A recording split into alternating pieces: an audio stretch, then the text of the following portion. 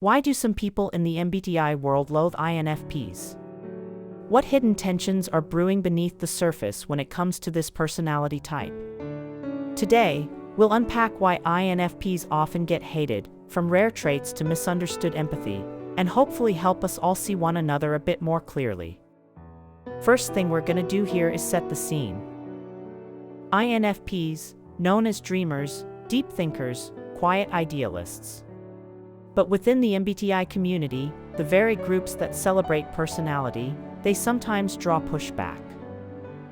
I'm AJ, and in this piece I explore my perspective on why INFPs attract criticism or distrust in these circles. Let's dive into the main reasons I've noticed, then peel back some of the assumptions behind each. INFPs get so much hate because they have rare gifts.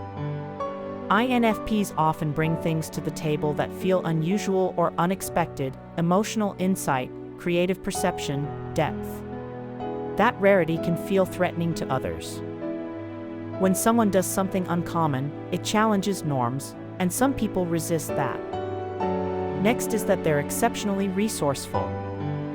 Resourcefulness, finding creative solutions, making do with little, can come off as intimidating, especially in communities built on rigid frameworks or formulas. When someone navigates constraints well, others might bristle at being outpaced or outthought. Number 3 is that they can come off as condescending in some ways. Even with good intentions, INFP's tone, phrasing, or idealism can be misunderstood as judgmental or superior.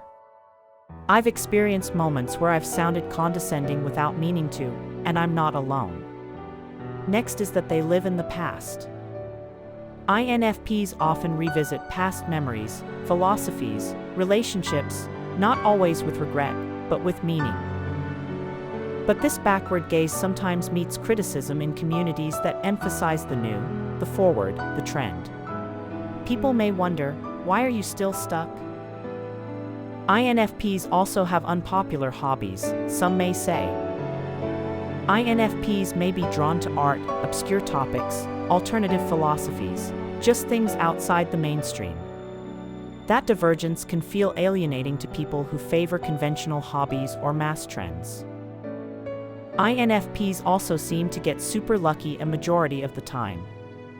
Sometimes it appears that INFPs catch breaks or luck that others don't see coming.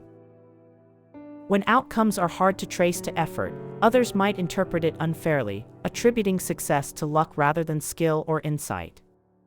Can you believe they're also seen as having a really low level of empathy? This is perhaps one of the most paradoxical. INFPs are known for deep feeling, but sometimes others say they seem aloof, unbothered, or emotionally unavailable. The perception may come from the INFP's internal boundaries, selective sharing, or complex inner world. Some may take that as coldness, though it often isn't. Let's move on to the characteristics of an INFP's sub and outer conscience. So what do INFPs really look like behind the scenes exactly? Empathetic to others' emotions, yet private with their own. Creative problem solvers, thoughtful and contemplative.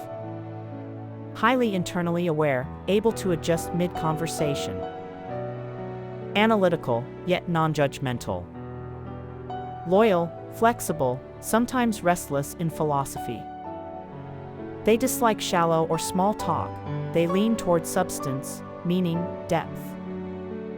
They invest effort in causes or passion projects, not just surface-level relationships. This complexity can be misunderstood. People see pieces, the aloofness, the introspection, the moodiness, but not always the whole. Here's some examples of their characters in pop culture. To ground this in story, let's look at 2 fictional INFPs I resonate with. Arthur Fleck, the Joker, a tortured soul-turned-villain. He begins as deeply hurt and caring, then becomes undone by dismissal and neglect. Spider-Man, especially early versions. The nice guy who struggles, feels deeply, tries to do right, is classic INFP territory. These characters help us see how depth, sensitivity, and inner conflict can be powerful and misunderstood. So what can we take away from all this? Criticism often hides fear or misunderstanding. Traits that feel rare or unsettling may be easier to attack than to understand. Communication is key. INFPs can help soften misunderstandings through clarity, while others can approach with curiosity rather than judgment. Seek holistic understanding. Remember the person behind the label, not just the traits you see. If you're reading this as an INFP, you are multifaceted, valid, and worthy. If you're reading this as any other personality type, see beyond surface behaviors. Let's shift from hate to exploration. Ask questions. Listen. Reserve quick judgment. Because every personality, INFP included, brings something unique to the table.